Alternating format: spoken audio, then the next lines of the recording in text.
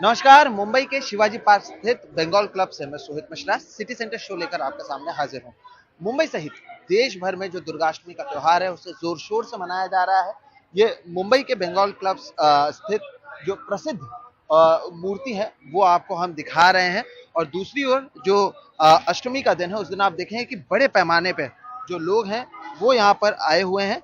और जो जिस तरह से जो दुर्गाष्टमी का पूरा त्योहार है उसे मुंबई सहित देश भर में इसी तरह से जोर शोर से मनाया जा रहा है। जो मूर्ति भी आप देखेंगे जिस तरह से खूबसूरत मूर्ति, और उससे भी खूबसूरत यहाँ पर आप देखेंगे जो डेकोरेशन है उतनी ही खूबसूरत वो आप यहाँ पर देख सकेंगे। खास बात इस बंगाल क्लब की ये भी है कि इससे इस साल एक शतक इस पूरे क्लब को पूरा हो चुका है। हमारे साथ बंगाल क्लब के मेंबर्स भी मौजूद हैं। सर, सबसे पहले जानना चाहेंगे, एक शतक पूरा हो चुका है, किस तरह का आयोजन आप लोगों ने किया? एक शतक जैसे खत्म हुआ है हमारे लिए, इससे और भी इम्पोर्टेंट है कि लास्ट 2 साल हम लोगों ने ये सेलिब्रेशन कर नहीं पाया। तो इसके लिए ये साल बहुत जोश से हम लोग ने ये अरेंजमेंट किया है। और ये अरेंजमेंट में हम लोग ने रखा है श्री नितिन देसाई, जो बॉलीवुड आर्ट डायरेक्टर, उसका जो प्लान किया गया पंडाल है, ये पंडाल अब अभी आप देख रहे हैं, ये पंडाल उसने कंसेप्चुअलाइज किया। और बंगाल के जो एक 300 साल पुराना एक टेम्पल के हिसाब से इसको डेकोरेट किया गया। और इसमें हम लोग ने जो जो देवी माँ को लेके आए हैं, ये देवी माँ ये आज के दिन पे सबसे tallest idol in the city of Bombay. अच्छा। तो हम लोग ने एक कोशिश किया है कि सबके पास हमारा जो पंडाल का जो डेकोरेशन, जो प्रेजेंटेशन, वो सबसे अच्छा रहे। ठीक। और इसके साथ साथ हम लोग ने बहुत सारे सोशल एक्टिविटीज किया है पूरे साल। तो अभी पूजा के टाइम हम लोग ने वो नहीं रखा, हम लोग ने स्टॉल बनाया है। हम लोग ने इधर जो हमारा जो डिवोटीज है सबके लिए दोपहर को उसके लिए जो भोग ये सब अरेंज किया। बिल्कुल। 2 साल के बाद जिस तरह से सर कह रहे हैं उसका यहाँ पर क्या भीड़ है, उस पर भी असर देखने मिला? बड़े पैमाने पर लोग आ बहुत रहे हैं? उमंग के साथ लोग आ रहे हैं। और ये है कि शुरुआत के दिनों से ही लाइन एकदम बाहर तक जा रही है और रोज का अंदाजन 2 लाख लोगों का फुटफॉल है यहाँ पर। तो मुझे ये लगता है कि जो कोविड के बाद जो छुटकारा मिला है, लोग उससे खुश हैं और पूरी तरह से इस त्योहार को मना रहे हैं। बिल्कुल। लाखों की संख्या में आप देखें कि तो लोग हैं ये बंगाल क्लब में आते हुए नजर आ रहे हैं। यही खबर पर हम आगे बढ़ते हैं और चलते हैं उत्तर प्रदेश, जहाँ पर भदोही में एक दुखद घटना सामने आई है। एक पंडाल में आग लग गई जिस पर 5 लोगों की मौत हो गई और कई लोग उसमें झुलसे हुए भी हैं। लेकिन जब ये आग लगी उससे पहले का भी एक वीडियो सामने आया है, उस वीडियो को हम आपको बताते हैं। वीडियो में साफ तौर पर देखा जा सकता है कि किस तरीके से जो रास्ता था वो बहुत संकरा था और उस रास्ते को सजाने के लिए एल्यूमिनियम फॉइल या प्लास्टिक की कोई चमकीली चीज लगाई गई थी, जिसकी वजह से आग तुरंत पकड़ ली गई और किसी को भी निकलने का मौका नहीं मिल पाया। जिस तरीके का मटेरियल का इस्तेमाल किया गया वो पूरी तरीके से ज्वलनशील नजर आ रहा है, जिसे एक हल्की सी चिंगारी ने बड़ी आग में तब्दील कर दिया। इस साल मुंबई में दशहरा की 2 रैलियां होने वाली हैं। दरअसल शिवसेना की दोनों गुट की ओर से रैली का आयोजन किया जा रहा है। जिस शिवाजी पार्क में हम मौजूद हैं, यहाँ पर उद्धव ठाकरे की ओर से रैली का आयोजन किया जा रहा है, तो वहीं मुंबई के ही बीकेसी मैदान में मुख्यमंत्री एकनाथ शिंदे की ओर से रैली का आयोजन किया जा रहा है। दोनों ही गुट अपने आप को असली शिवसेना बता रहे हैं और इसे लेकर चुनाव आयोग पर चल रही लड़ाई के बीच महाराष्ट्र के मुख्यमंत्री एकनाथ शिंदे ने एनडीटीवी से एक्सक्लूसिव बातचीत की है। आपको वो सुनाते हैं। रैली की तैयारी आज ही मैं देखने गया था वहाँ पर, और बड़ी ज़ोर शोर से तैयारी शुरू है। और जो हज़ारों लाखों लोग जो आने वाले हैं महाराष्ट्र के पूरे राज्य भर में से, उनको किसी भी प्रकार की दिक्कत ना हो, वो आराम से आए, आराम से चले जाए, इसलिए सभी विभाग के लोग काम कर रहे थे। और 2 दिन में पूरी, मतलब कल ही हमारी तैयारी पूरी हो जाएगी और ये रैली बहुत ही सक्सेस हो जाएगी। सर, लेकिन क्या आपको लगता है कि जो शिव सैनिक है उनमें कुछ असमंजस होगा? 2 रैलियां मुंबई में हो रही हैं, एक शिवाजी पार्क में और एक बीकेसी मैदान में आपकी, आप इसे किस तरह से देखते हैं? देखिए, मैदान जो भी हो, लेकिन विचार महत्व के हैं। विचार इम्पोर्टेंट है। और हम लोगों ने बाला साहेब ठाकरे जी, हिंदू हृदय सम्राट, उनके विचारधारा को आगे बढ़ रहे लेकर, उनकी भूमिका को आगे लेकर बढ़ रहे, और इसलिए लोग जानते हैं, लोग चाहते हैं, और लोगों का भारी समर्थन इसी के लिए मिल रहा है कि अभी मैं जहाँ जहाँ जाता हूँ लोगों को मैं देखता हूँ कि उनकी जो भावना है, उनका जो रिस्पांस है, वो देखकर पता चलता है कि हमारी जो भूमिका है उन्हें पूरी तरह मंजूर है, उन्होंने एक्सेप्ट कर लिए, और इसीलिए वो बराबर आ जाएंगे। आज हल्का लड़ाकू हेलीकॉप्टर प्रचंड भारतीय वायुसेना में शामिल हो चुका है।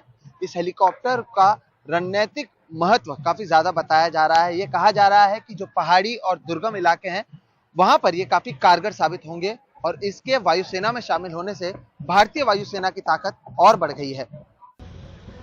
जोधपुर में वायुसेना के एयरबेस से उड़ा प्रचंड, पानी की बौछार के साथ इस उड़ान का स्वागत हुआ।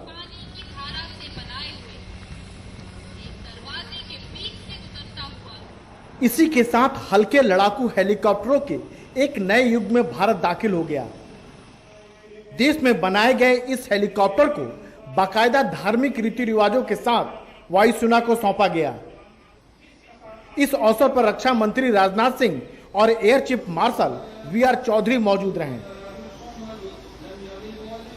यह दुनिया के जितने भी इस प्रकार के हेलीकॉप्टर्स हैं उनमें एक बेहतरीन यह लाइट कॉम्बैट हेलीकॉप्टर है।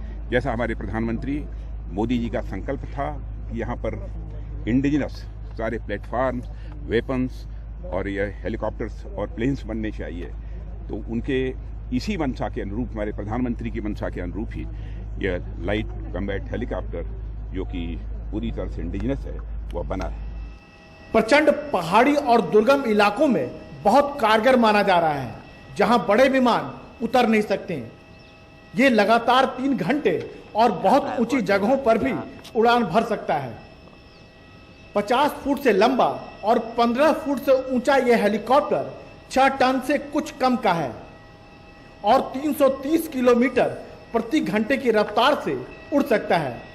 इससे एक साथ 4 लेजर गाइडेड मिसाइलें दागी जा सकती है। ये 1 मिनट में 750 गोलियां दाग सकता है। इस पर हवा से हवा और हवा से जमीन पर मार करने वाली मिसाइलें भी लगाई जा सकती है। ये इसमें बिल्कुल स्टेट ऑफ द आर्ट है। तो हेलीकॉप्टर में, अटैक हेलीकॉप्टर में सेंसर्स बड़े एडवांस होने चाहिए ताकि टारगेट एक्वायर कर सकें। फिर ऐसा वेपन होना चाहिए जो उस पर इफेक्टिवली डिलीवर करें, जो डिस्ट्रॉय कर देगा। तो इसमें हमने सब कुछ वैसा डाला हुआ है वेपन। तो दुनिया में दूसरे अटैक हेलीकॉप्टर उसके तुलना में इसको कहाँ पाते हैं? देखो, हमारे लिए हमारे जो बॉर्डर्स है ना, स्पेशली चाइनीज और पाकिस्तान बॉर्डर पे, और कोई अटैक हेलीकॉप्टर है ही नहीं जो ऑपरेट कर सकता है। जैसे कारगिल में हमारी बिगेस्ट प्रॉब्लम थी कि वो कुछ था ही नहीं हमारे पास, बट इसके साथ तो हमारी जो जितनी भी रिक्वायरमेंट है सब मीट हो जाएंगी उसमें। हिंदुस्तान एरोनॉटिक्स लिमिटेड का बनाया यह हेलीकॉप्टर रडार को आसानी से चकमा दे सकता है और असाल्ट राइफलों के हमले से बेअसर रह सकता है। देश में बना यह हेलीकॉप्टर देश की स्थितियों और परिस्थितियों के अनुकूल है। सबसे खास बात, इस हेलीकॉप्टर ने दूसरे देशों पर हमारी निर्भरता कम कर दी है, जो आज के दौर में सैन्य के साथ साथ आर्थिक मोर्चे पर मजबूती के लिए बहुत जरूरी है। जोधपुर से कैमरामैन मनोज ठाकुर के साथ राजीव रंजन, एनडीटीवी इंडिया। केंद्रीय गृह मंत्री अमित शाह आज से 3 दिवसीय जम्मू कश्मीर दौरे पर हैं, लेकिन उनके दौरे से पहले ही जिस तरह से आतंकी हमलों में तेजी आई है, उससे सुरक्षा तंत्र में खलबली मची हुई है। जम्मू कश्मीर में अब हाई अलर्ट घोषित कर दिया गया है। अफगानिस्तान में बड़े पैमाने पर इस्तेमाल किए जाने वाले स्टिकी बॉम्ब जम्मू कश्मीर में सुरक्षा एजेंसियों के लिए नया खतरा बन गए हैं। चिंता ज्यादा इस बात की भी है कि केंद्रीय गृह मंत्री अमित शाह के दौरे से पहले जम्मू कश्मीर में आतंकी घटनाओं में अचानक तेजी आई है। जम्मू इलाके में ब्लास्ट की 2 घटनाएं हुई हैं। वहीं घाटी में आतंकी हमलों में पुलिस और पैरामिलिट्री फोर्स के 2 जवानों की जानें चली गईं। उधमपुर ब्लास्ट के केस में जम्मू कश्मीर पुलिस ने बड़ा खुलासा किया है कि आतंकियों के निशाने पर कई बड़े मंत्री थे। इस बार भी ये लश्कर का मॉड्यूल है। बेसिकली असलम शेख लश्कर के साथ वाबस्ता है। 2005 में ये एक्टिव आतंकी होता था और बिलावर के केस में गिरफ्तार हुआ था, जिसमें इसको सजा हुई थी और थोड़ा ही अर्सा पहले जेल से शूट करके ये वापस आया था।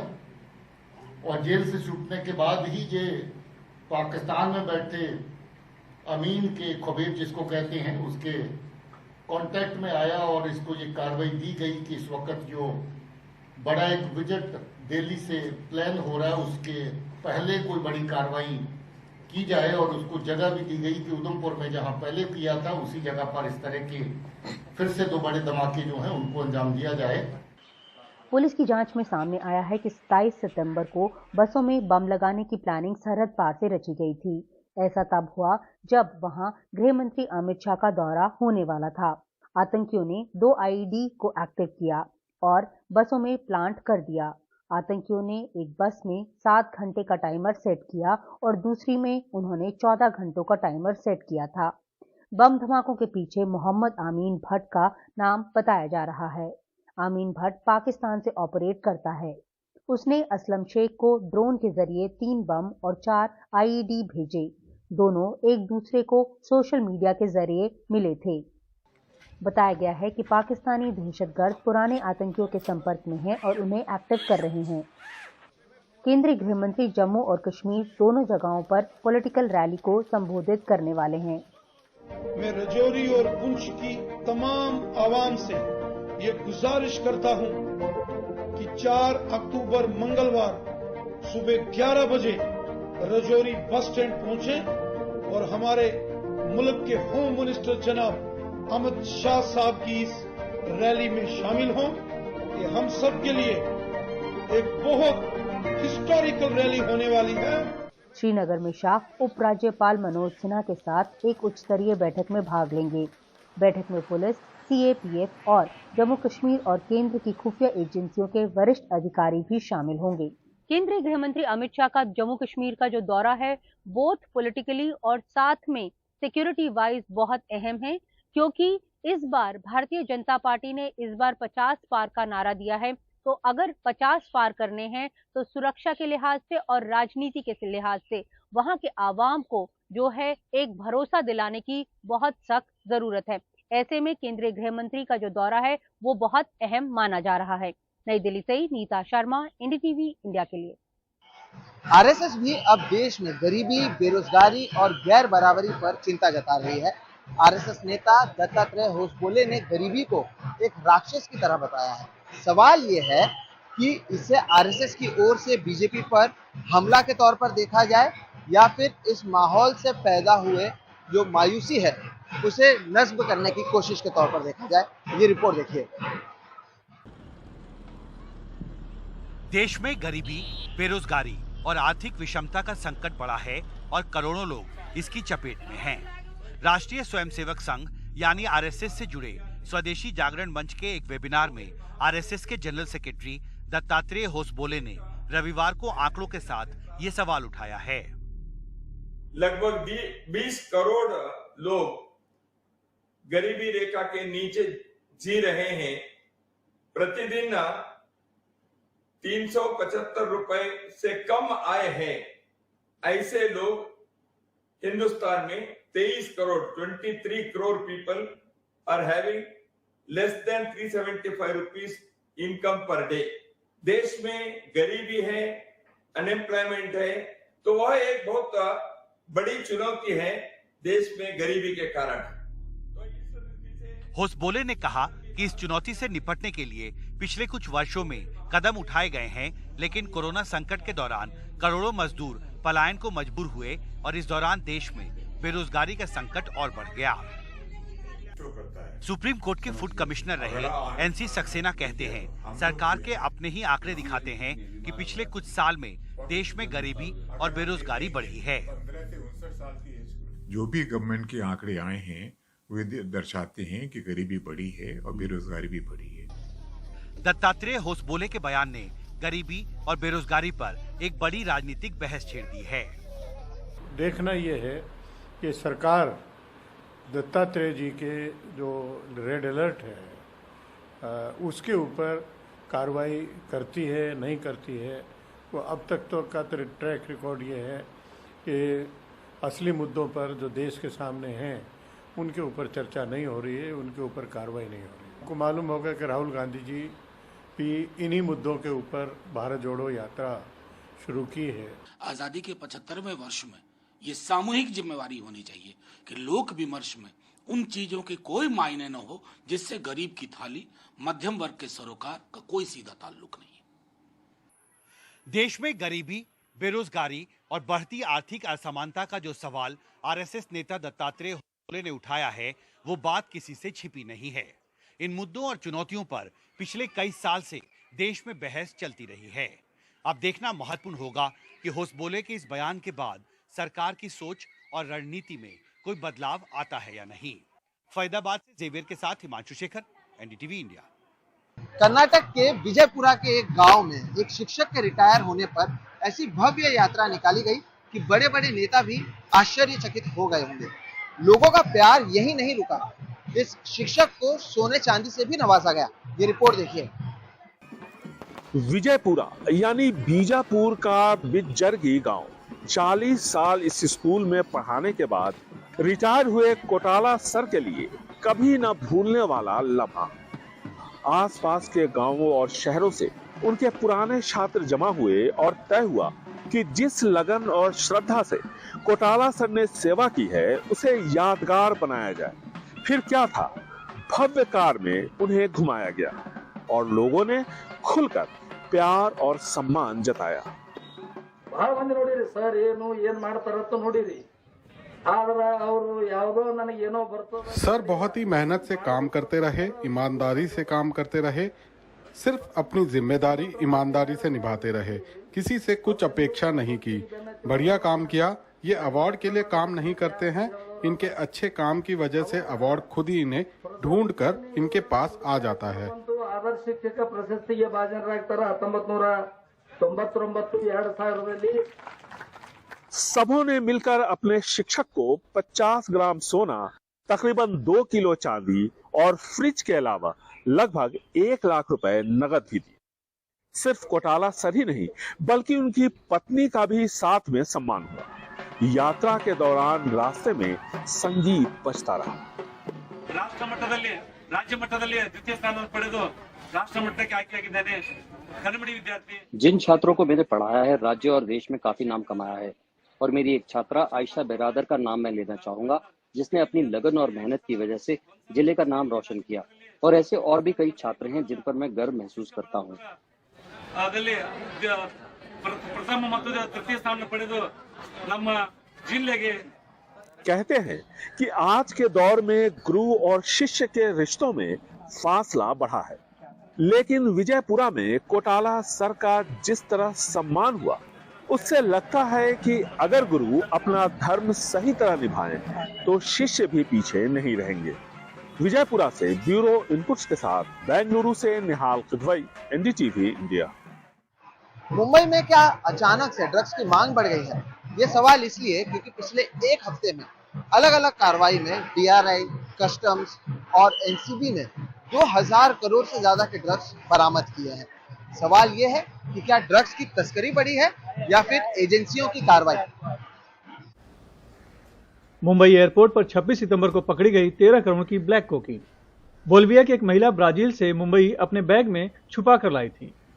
भारत में ब्लैक कोकीन की तस्करी की यह पहली कोशिश थी, जिसे एनसीबी ने नाकाम कर दिया था। महिला से पूछताछ में पता चला कि ड्रग्स गोवा जाना था। ब्लैक कोकीन का मामला अभी ठंडा भी नहीं हुआ था कि एयरपोर्ट से ही कस्टम विभाग ने एक महिला के सैंडल से तकरीबन 5 करोड़ की कोकीन बरामद की।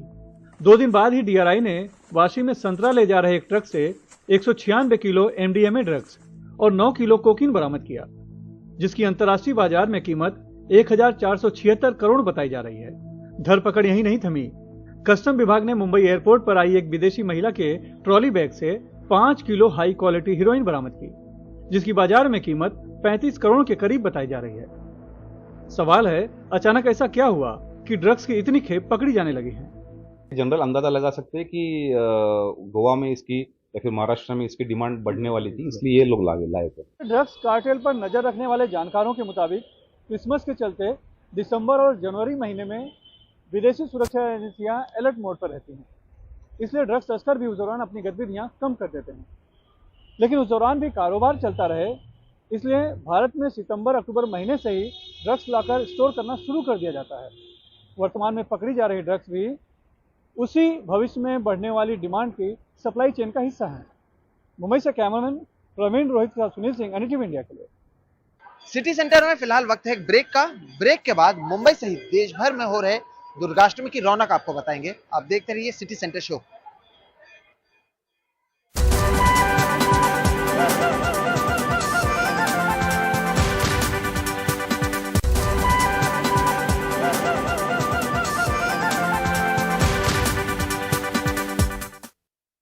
जिस तरह आप मेरे पीछे मुंबई के इस बंगाल क्लब में देख रहे हैं, ठीक उसी तरह देश के कई इलाकों में दुर्गा पूजा की रौनक है।